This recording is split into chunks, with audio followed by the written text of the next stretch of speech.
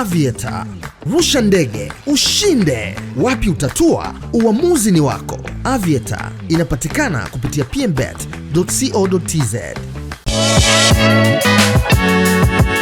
Yes, bana, mambo vipi mpenzi mtazamaji wa PMTV2, karibu tena. Hii ni chapter nyingine tena ya Stories of Town. Nadhani wengi mmekutana na story kuhusiana na msanii wa muziki wa Bongo Flava Mac Voice, ambaye hapo awali alikuwa amesainiwa na record label ya Next Level Music, ambayo hii inasimamiwa na msanii wa muziki wa Bongo Flava Vanny Boy Rayvanny. Kiukweli wengi walikuwa hawajui ni nini sababu ambayo ilipelekea msanii huyo akajitoa kwenye record label hiyo, na wengi walikuwa wakitamani kusikia pande zote mbili. Though mara kadhaa Rayvanny alikuwa akizungumza kwa upande wake na hatukuwahi kumsikia Mac Voice na akisema lolote. Sasa siku ya jana Mac Voice akiwa mjini FM alizungumza vitu vyote, ama alijibu maswali yote ambayo Watanzania walikuwa wakijiuliza kuhusiana na yeye kutoka kwenye record label hiyo ya Next Level Music. Kiukweli kuna vitu alivizungumza ambavyo kiukweli viliwashtua watu wengi sana, na hata mimi ni mmoja wao. Kama ambavyo nafahamu, Rayvanny ni mmoja wa wasanii ambao waga na jigamba sana kuwa na pesa, lakini pia ni mmoja wa wasanii kiukweli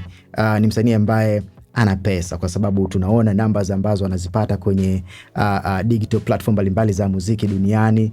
Zile numbers ukiziconvert ni pesa nyingi sana, au sio? Sasa Mac Voice siku ya jana wakati akifanywa interview alifunguka sababu ambayo ilipelekea yeye akajitoa kwenye record label hiyo, na kiukweli moja kitu ambacho alikizungumza ni kuhusiana na situation ya yeye kulala studio. Unajua msanii ambapo akiwa chini ya record label inabidi imsimamie kwenye kila kitu chake, yani mavazi, sehemu ya kulala na vitu kama hivyo. Sasa kwa Next Level ilikuwa tofauti, kwa sababu Mac Voice hakuwa na sehemu ya kulala, alikuwa analala studio. Na wakati anazungumza zaidi anasema kuna wakati alikuwa anaenda kulala kwa Eric Mzava, huyu ni director wa Next Level Music. Nadhani kama umeshaziona video nyingi za Rayvanny, basi Mzava waga anahusika kwa asilimia kubwa. Sasa anasema alikuwa anaenda kulala kwa Mzava, japo kuna kipindi alikuwa anashindwa kwenda kwa sababu Mzava alikuwa ni mtu wa totos. Unajua zile kuna unalala nyumbani kwa mtu, akija na demu wake, girlfriend wake, inabidi wewe utoke nje, yeye afanye mambo yake, akimaliza wewe ndio uingie kulala. Sasa hiyo situation ilimkuta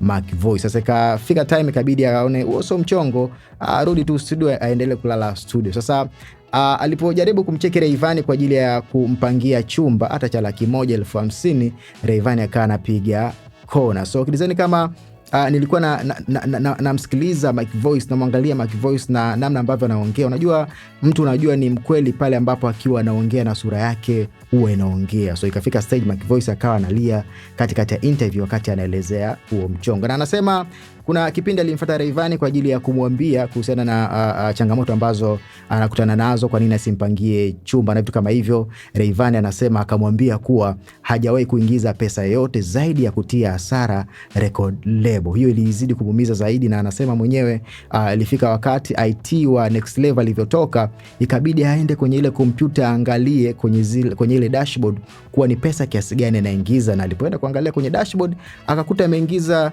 zaidi ya $30,000. Hapa $30,000, yes, hapa ni zaidi, tunazungumzia kama milioni 70 huko na kitu za Kitanzania. Sasa ile ilimfikirisha sana na kuona mbona anaingiza pesa nyingi, alafu mimi nalala studio, na studio kwenyewe mpaka kinaistukizwa amalize kazi mimi ndo nilale chini na vitu kama hivyo. Akaona hiyo sio case, na ndio sababu iliyompelekea kuanza kupiga show zile za chaka tu chaka. Kama unakumbuka vizuri, mwaka jana mwishoni Mac Voice alikuwa anapiga show za chaka tu chaka, na tuliona videos mbalimbali zilikuwa zikimuonyesha akiwa kwenye stages mbaya, yani hazikuwa za hadhi yake kwa kipindi kile, na mtu ambaye alikuwa anamshika mkono kwa ajili ya kufanya hizo shows alikuwa ni msanii kutoka Mwanza huko, si mwingine ni Best Naso. Sasa anasema baada ya zile shows Rayvanny akawa ameona, na kwenye kuona akawa amemind, you understand, akamwambia vipi dogo, kuna 1 2 3 tunafanya shows, kwa sababu kwenye record label unapokuwa sign inabidi kuna asilimia uitoe, na kwenye asilimia hiyo, kwenye asilimia 100 Mac Voice ilibidi atoe asilimia 60 ya baki na 40, nikimaanisha kuwa kama ameingiza shilingi 100,000 basi 60,000 inabidi iende kwenye record label, 40,000 ibaki kwake msanii. Sasa Rayvanny alipoona vile akamwambia bwana wewe uishie huko, lakini pia utabidi uilipe record label shilingi milioni za Kitanzania. Mac Voice anasema yeye kuwa na hiyo pesa kwa sababu hata kwenye benki yake hata 500,000 ilikuwa haifiki, na akaona mambo yasiwe mengi, ikabidi aende kwenye uongozi ambao ni BASATA, na alipoelezea BASATA wakasema yeye hafahamiki kama msanii kwa sababu hakuwa registered kwenye kitabu cha BASATA ama pale BASATA. Kwa hiyo ikabidi ajisajili BASATA, wakamwambia rudi kesho yake. Kurudi kesho yake wakaanza kumzungusha. Yeye mwenyewe Mac Voice anasema wiki nzima akawa anarudi, lakini mambo yakawa hawampi hawamsaidii kwa chochote kile. Kidizani kama story yake imekuja na kunifikirisha mambo mengi sana kichwani kuhusiana na hiki ambacho Mac Voice amekizungumza, you understand. Lakini pia nimeona watu wengi sana wakisema sasa hapa ndo mnaona umuhimu wa Diamond anabidi apewe heshima yake, kwa sababu hiki ambacho kinatokea hatujawahi kuona kwa Diamond kikitokea, you understand. Lakini pia kwa namna ambavyo mimi nirudishe swali kwa wewe ambaye unanisikiliza right now, kwa hiki ambacho Rayvanny amekifanya, unadhani ni kitu sahihi ama Rayvanny kweli anaweza kufanya hiki ambacho amekifanya?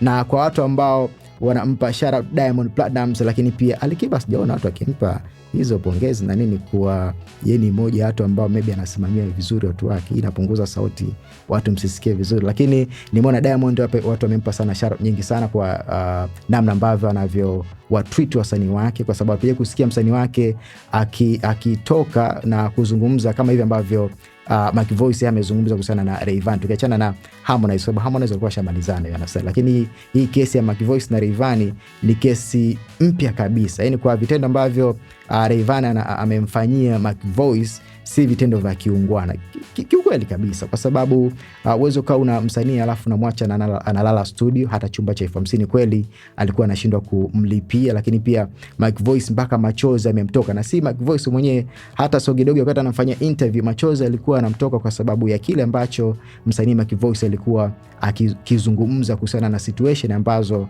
alizokuwa anakutana nazo pale kwa Rayvanny. Mpaka sasa watu wengi tunatamani kumsikia Rayvanny nini ambacho atakizungumza, na kama ambavyo unamfahamu Rayvanny ni muongeaji, kwa hapo naamini sasa hivi atakuwa naye anaandaa mafaili yake kwa ajili ya kuja kuzungumza kuhusiana na swala hili hapa. Dondosha comment yako hapo chini na uniambie what do you think kuhusiana na hiki ambacho kimetokea. Unadhani Mac Voice alikuwa sawa kutoka kwenye record label hiyo bila ya maybe kusign out ile mikataba na nini na kwenda kufanya show zake kwa ajili ya kupata pesa? Lakini pia kubwa zaidi ambayo liliwaumiza watu ni situation ambayo ilimkuta mama yake. Mac Voice alikuwa anaumwa na ilikuwa inahitajika shilingi milioni 2 za Kitanzania ili mama akatibiwe, na Mac Voice anasema alivyomfuata Rayvanny hakuonyesha ushirikiano. Hilo ndio jambo ambalo limeumiza watu zaidi, na kuona kama Rayvanny na roho mbaya na kwa namna ambavyo anaonekana na nini, mtu ambaye amekuwa tumia pesa zake, akiwa anagawa pesa zake, inawezekanaje kumfanyia Mac Voice vitu kama hivi? Na hususan swala lilipokuja pale la mama yake na Maki kuumwa, na Mac Voice alikuwa anataka milioni 2 tu. Na kidizani kama tunaona Rayvanny unasikia mara kapiga bilioni 1, bilioni 2, sasa why not ashinde kumpa shilingi milioni 2 za Tanzania Mac Voice kwa ajili ya kwenda kumsaidia mama yake? Tuandikia hapo chini comment yako. Mimi naitwa Nicky Tozi, hii ni PMTV2, mpaka baadaye, bye bye. Nataka nimeenda madakika mengi. Nani?